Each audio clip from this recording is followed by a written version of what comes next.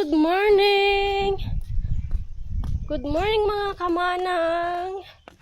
Today's vlog, andito na naman ako sa garden. Maglakad-lakad tayo. At titignan natin kung gaano kahirap ang trabaho dito sa abroad.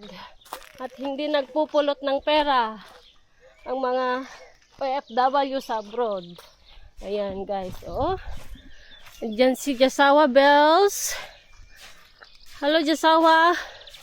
Nalpas mon? Adupay. Ayo. Dapat jay. Andun pa, ang dami pa. Ayan.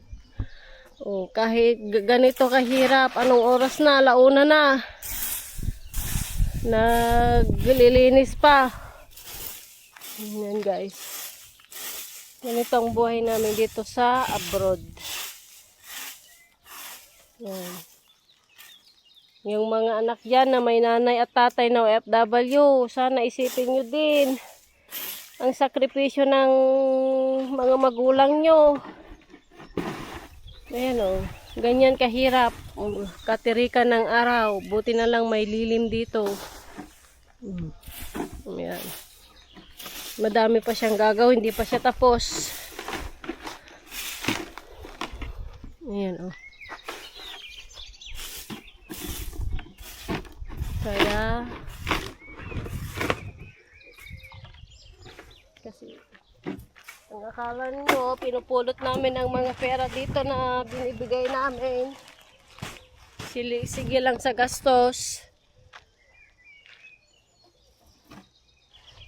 Sana tulungan nyo din kami na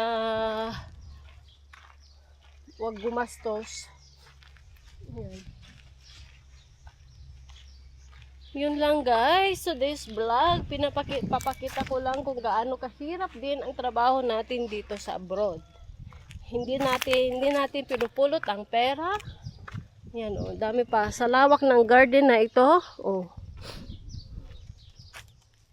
Sa katirikan ng araw, para ring nasa bukid tayo guys.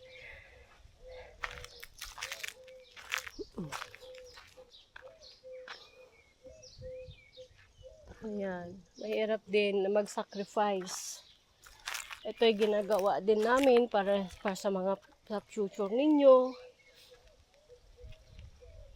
Kung mayaman lang tayong pinanganak, nako, hindi na tayo mag-abroad.